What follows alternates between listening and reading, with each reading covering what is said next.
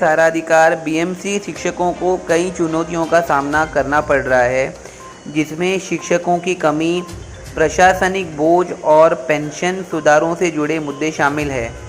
BMC की आलोचना इस बात के लिए की जाती है कि वह शिक्षकों को शिक्षण कर्मचारियों की कमी के बावजूद प्रशासनिक और लिपिकीय कर्तव्यों में लगा देता है। इसे अतिरिक्त शिक्षकों यानी टीचर्स की रिक्तियां, विशेष रूप से बीएमसी स्कूल्स में जो लेडीज़ टीचर्स है, और नए शिक्षक की नियुक्ति में देरी के बारे में चिंता बनी हुई रहती है। और बीएमसी स्कूल्स में काफ़ी सारे चैलेंजेस हैं जो शिक्षकों को फेस करना पड़ता है। शिक्षकों का डाइवर्जन होता है, शिक्षकों को प्रशासनिक और लिपिकीय कर्तव्यों में लगाया जा रहा है, जैसे कि संयुक्त आयुक्तों और शिक्षा अधिकारियों के कार्यालयों में काम करना, जबकि कक्षाओं में उनकी तत्काल आवश्यकता है। इसके बाद जो मुद्दा आता है वो है पेंशन सुधार का। शिक्षक पुरानी पेंशन योजना को बहाल कराने सहित पेंशन अधिकारों में सुधार की मांग कर रहे हैं। टीचर्स की ये मांग है कि 58 ईयर्स में उन्हें रिटायर्ड करने के बदले 65 ईयर्स में रिटायर्ड होना चाहिए, और जो ड्यूटीज़ उन्होंने बीएमसी स्कूल्स में की है उसका एक अच्छा खासा अमाउंट उन्हें पेंशन के रूप में मिलना चाहिए। आज बीएमसी बालवाड़ी टीचर्स ने मुंबई मराठी पत्रकार संघ में अपने 8 डिमांड्स को, जी हाँ, अपने 8 डिमांड्स को महाराष्ट्र सरकार के सामने रखा है। इसमें से सबसे पहले टीचर्स ने कहा कि उनकी सैलरी जो है वो बहुत कम है, और सरकारी स्कूल्स में जो सैलरीज उन्हें मिल रही है वो मात्र 10,000 या 8,000 तक है, और उसे इंक्रीमेंट करना चाहिए। महाराष्ट्र से कम 2000 टीचर जो है मुंबई के आज़ाद मैदान में धरना दे चुके हैं और सरकार से अपनी सैलरीज को लेकर तत्काल तौर पर इंक्रीमेंट करने की मांग कर रहे हैं।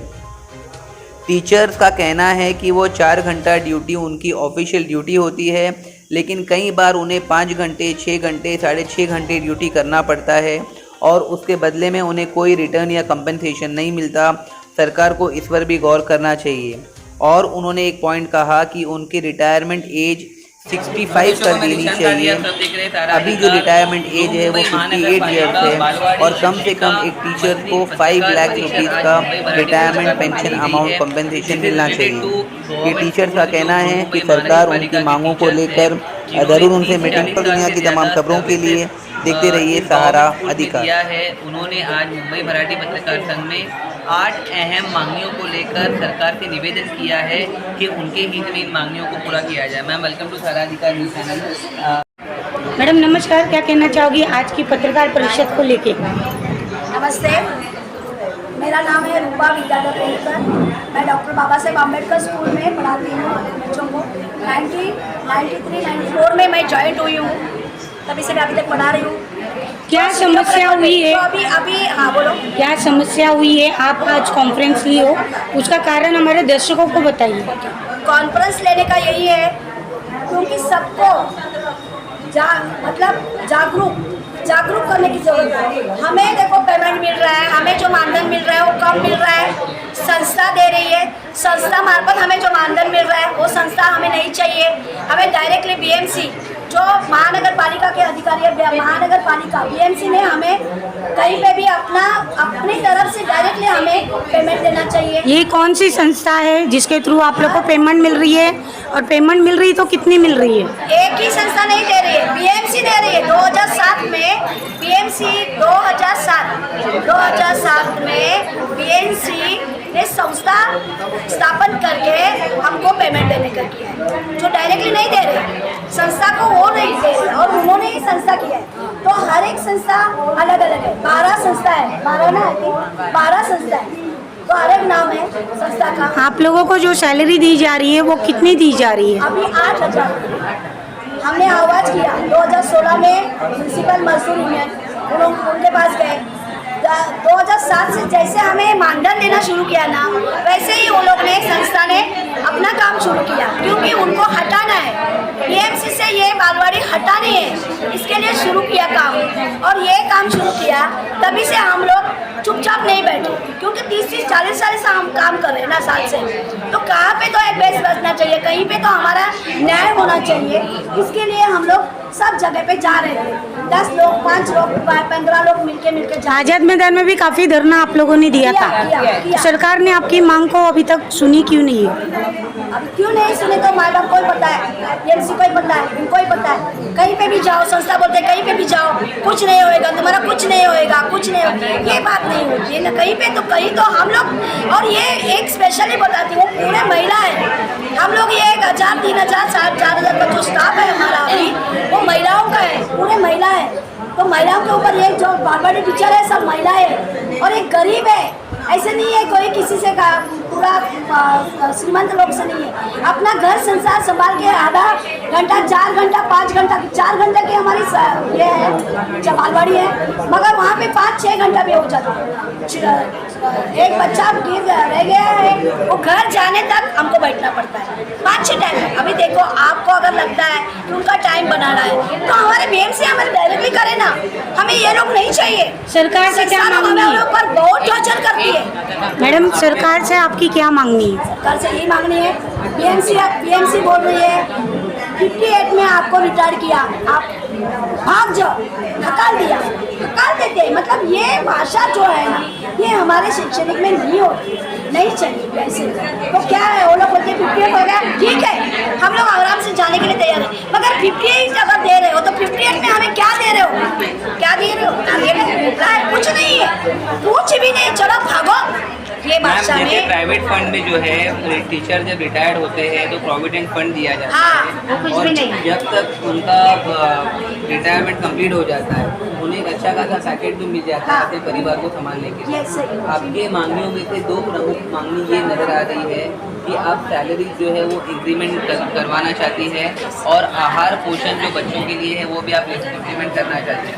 तो सरकार से आप क्या मांग करेंगे कि जो एक्सपीरियंस टीचर है, मुझे 30-40 साल बीएमसी में गुजारे हैं, इनकी सैलरी कितनी बढ़नी चाहिए और कितने टीचर को उसका लाभ मिलना चाहिए? सब जो भी देखो, जो साल से लगे ना, समझो अभी जैसे मैं 93 में कर रही हूँ, तो वो साल जिनका कितना होता है वो साल से उनका सैलरी, उनका इंक्रीमेंट के हिसाब से उनको पेमेंट एक रकम दी जाए, या 500, 1000 पेंशन चालू 58 में, अगर 58 में चालू करें, 58 में रिटायर कर रहे हैं तो 65 में रिटायर करें तो भी देना चाहिए, ये भी बोल रहे हैं 65 में करेंगे तो भी देना चाहिए। पेंशन के लिए कौन सी स्कीम लागू होनी चाहिए जिससे उनका पेंशन का जो अमाउंट है वो रिजनेबल होना चाहिए? आपको क्या लगता है? पेंशन आज हिसाब से कौन से हिसाब से आप लोग तो कम ही बोलेंगे, कम से कम 5 लाख तो हमारी मांग है। खाली दो बोल हमारी मांग पेंशन किती पाहिजे? 5 लाख, कम से कम 5 लाख 5 लाख पेंशन पेन्शनच ना ते।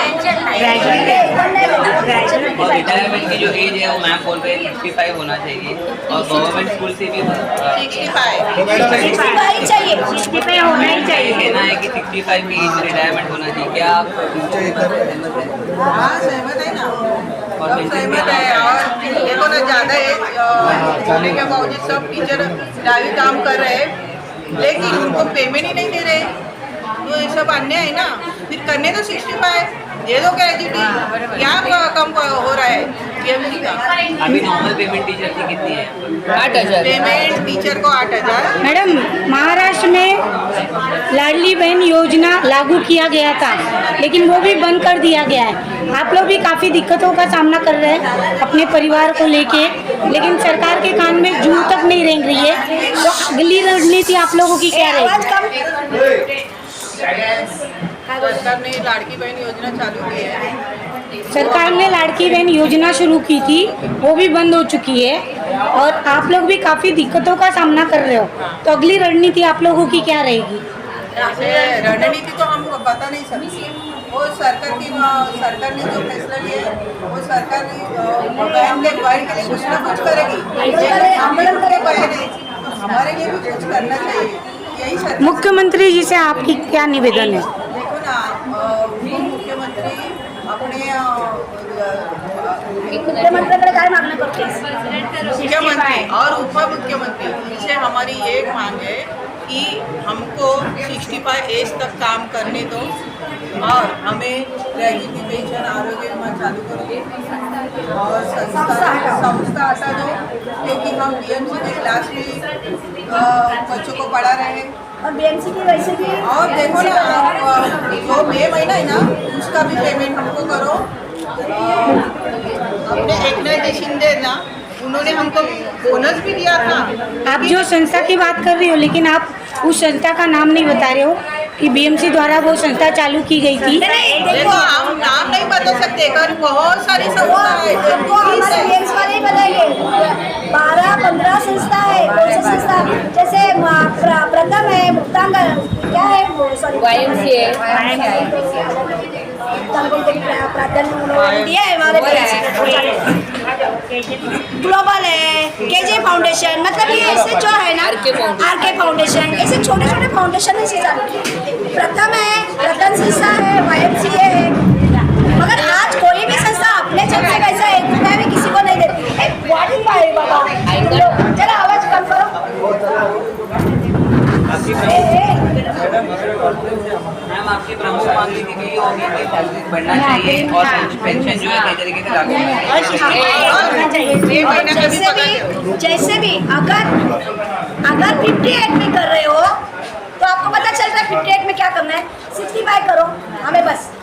टोटल कितनी महिलाएं हैं शिक्षिका जो आपके साथ आई हुई है? 2000 का स्टाफ है, 2000 से ऊपर ही है, मगर 2000 तो कंफर्म है।